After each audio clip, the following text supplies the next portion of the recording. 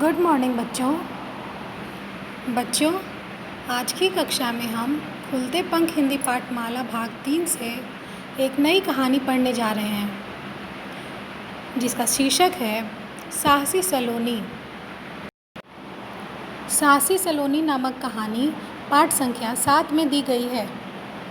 हमने पूर्व में 1 से लेकर 6 तक सारे पाठ पूरे कर लिए हैं, पढ़ भी लिए हैं, समझ भी लिए हैं और सबका फेयर वर्क भी पूरा कर लिया है। तो चलिए आज हम चलते हैं आज एक नई कहानी की ओर, जिसका नाम है साहसी सलोनी। यह कहानी गांव की एक बच्ची की है, जिसका नाम होता है सलोनी। वह जंगल के पास वाले गांव में अपनी माँ के साथ रहती थी। सलोनी की माँ मिट्टी के बर्तन और मूर्तियाँ बनाती थी। स्कूल से लौटकर सलोनी भी अपनी माँ की सहायता करती थी। उसे मूर्तियों को रंगने में बड़ा आनंद आता था। सप्ताह में एक दिन सलोनी की माँ मूर्तियों को लेकर शहर जाती थी। शहर क्यों जाती थी? क्योंकि वो शहर में ले जाकर उन मूर्तियों को बेचा करती थी, जिससे उनका जीवन यापन चलता था। सभी लोग अपना जीवन यापन करने के लिए, अपने जीवन को सुचारू रूप से चलाने के लिए कुछ न कुछ कार्य करते हैं।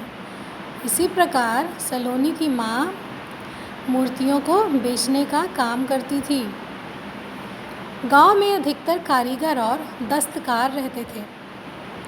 उनका शहर आना जाना लगा रहता था। वे सभी जंगल के रास्ते ही जाते थे, क्योंकि जंगल के रास्ते से शहर पहुंचने में बहुत कम समय लगता था। एक दिन रात के समय अचानक जंगल की ओर से घंटा बजने की आवाज़ आने लगी। गांव वाले नींद से उठकर बैठ गए। सब हैरान थे कि जंगल में घंटा कौन बजा रहा है। किसी को कुछ समझ न आया। अगले दिन दोपहर में भी कुछ घंटे की आवाज़ें सुनाई दी। रात को घंटे की आवाज़ बड़ी स्पष्ट सुनाई देने लगी। गांव वाले डर गए। एक व्यक्ति बोला, जंगल में अवश्य कोई भूत आ गया है। घंटा बजने की आवाज़ अक्सर सुनाई देने लगी। जंगल में भूत होने की बात सबके मन में बैठ गई। किसी ने हिम्मत नहीं की कि जंगल में जाकर पता लगाए। बच्चों, यह वही जंगल था जिस जंगल से गांव के सभी लोग, कारीगर, दस्तकार और अन्य व्यवसायी, किसान, शहर जाने वाले लोग, सलोनी की माँ, यह सभी लोग उसी जंगल के रास्ते से शहर जाते थे। और उसी जंगल से यह डरा देने वाली घंटे की आवाज़ें आने लगी। लेकिन किसी की भी इतनी हिम्मत नहीं हुई कि वह जाकर जंगल में देखे कि वहाँ ये आवाज़ें कौन निकाल रहा है।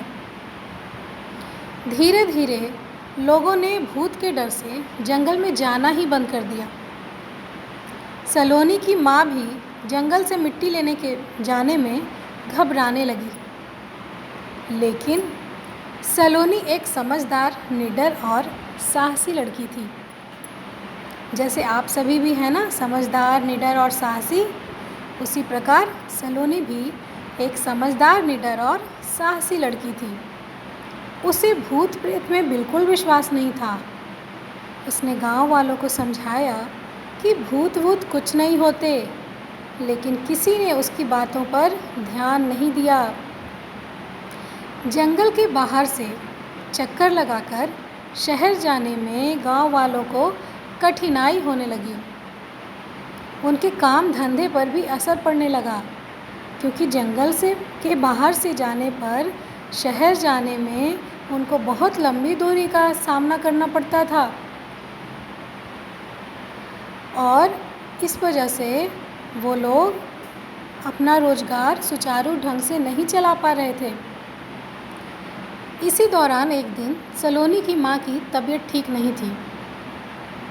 सलोनी ने कहा, माँ, आज मैं मूर्तियाँ लेकर शहर चली जाती हूँ। माँ ने रोकने की कोशिश की पर सलोनी न मानी। उसने मन ही मन जंगल के रास्ते से ही शहर जाने की ठान ली थी। सलोनी बड़ी सावधानी से मूर्तियों का टोकरा लिए जा रही थी। तभी उसे बंदरों की खों-खों सुनाई दी और घंटे की आवाज़ भी आने लगी। सलोनी थोड़ा घबरा गई, लेकिन वह हिम्मत करके आवाज़ की दिशा में बढ़ने लगी। वहाँ का दृश्य देखकर सलोनी की तो हंसी ही छूट पड़ी।